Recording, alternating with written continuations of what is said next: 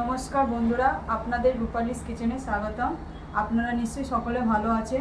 আজ আপনাদের কাছে মাটন কারি করে দেখাবো কিভাবে আমি বানাচ্ছি, দেখুন বন্ধুরা। আমি মাটনটা করার জন্য আমি প্রায় 1.5 কিলোর মতন মাটন নিয়েছি। কিছুটা পেঁয়াজ নিয়েছি, এটা আমি 3টে পেঁয়াজ কেটেছি, সবটা আমি দেবো না। পেঁয়াজ, আদা রসুন বাটা নিয়েছি, লঙ্কা গুঁড়ো, হলুদ গুঁড়ো, জিরে গুঁড়ো, ধনে গুঁড়ো আর গোলমরিচ গুঁড়ো আর কিছুটা গরম মশলা দেবো। প্রথমে আমি পেঁয়াজগুলো দিয়ে দেবো।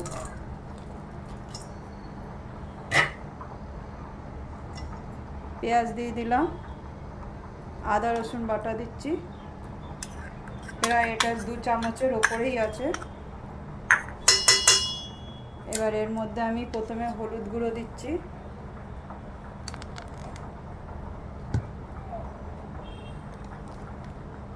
লঙ্কা গুঁড়ো, যে যেরম ঝাল পছন্দ করেন সেরম দেবেন, গোলমরিচ গুঁড়ো, ধনে গুঁড়ো, লাস্টে জিরে গুঁড়ো দিচ্ছি। জিরে গুঁড়ো 1 চামচ দিচ্ছি।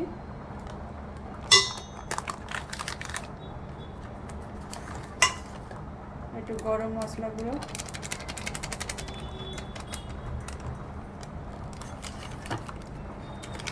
এবার আমি প্রায় 2 চামচের ওপরে টক দই রেখেছি, টক দইটা দিয়ে দিচ্ছি।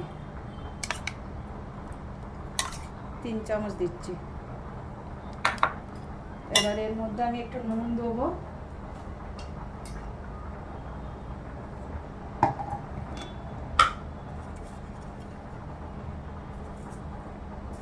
নুনটা এখন অল্প করে দিয়ে দিচ্ছি, ফের রান্না হওয়ার পরে দেবো। আর দিয়ে দেবো একটু সর্ষের তেল।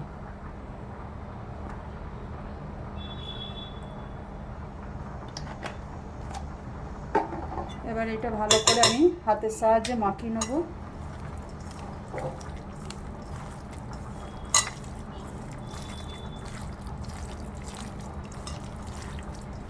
এটা মাখানো হয়ে গেছে। এবার এর মধ্যে এক এক করে মাটনগুলো দিয়ে দেবো।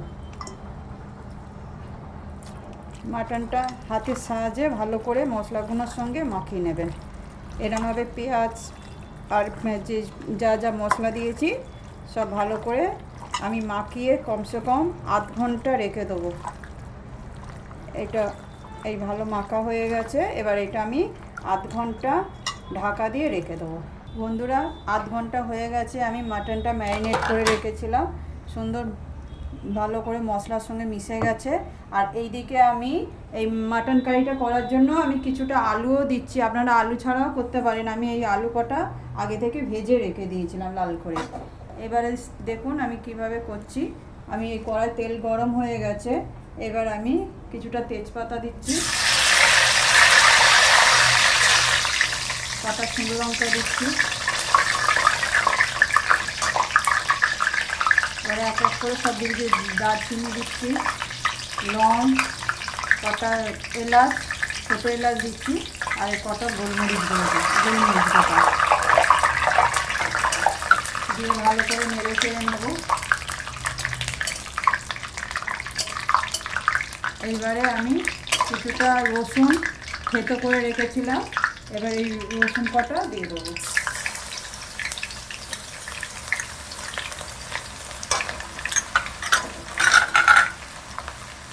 ভালো করে লাল লাল করে ভাজা হয়ে গেল। এবার আমি লালচে হয়ে গেছে। এবার আমি এর মধ্যে কিছুটা আগে থেকে পেঁয়াজ কাটা ছিল, সেই পেঁয়াজগুলো দিয়ে দেবো। রসুনগুলোর সাথে ভালো পেঁয়াজগুলো মিশে গেছে। এবার আমি একটা বড় সাইজের টমেটম কেটে রেখেছিলাম, ওই টমেটমগুলো দিয়ে দেবো। টমেটম দিয়ে দেবো। এবার এর সাথে আমি একটু নুন দিয়ে দেবো। আগে আমি মাটনের সঙ্গে নুন মাখিয়ে রেখেছিলাম, আর আমি এখন আর অল্প নুন দেবো। পেঁয়াজ টমেটোগুলো ভালো মিশে গেছে।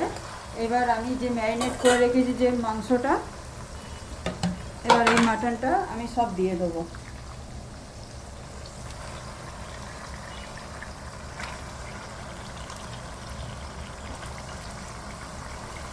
পুরো মাটনটাই দিয়ে দিচ্ছি।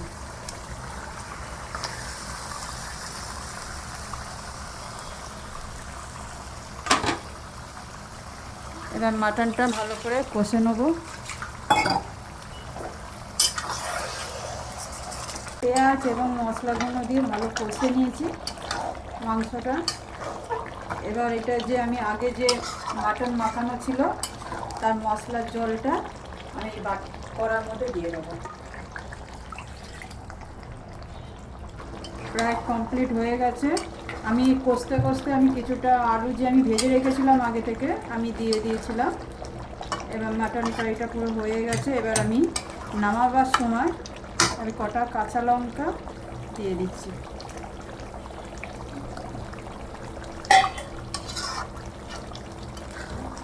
আমি এবার গ্যাসটা বন্ধ করে দিচ্ছি। বন্ধুরা দেখুন আমার মাটন কারিটা কমপ্লিট হয়ে গেছে, খুব সুন্দর হয়েছে। আপনারা এরমভাবে বাড়িতে করে খাবেন, খুবই ভালো লাগবে। আর প্রথম থেকে লাস্ট পর্যন্ত ভিডিওটা দেখলেন কিরমভাবে আমি মাটন কারিটা করলাম।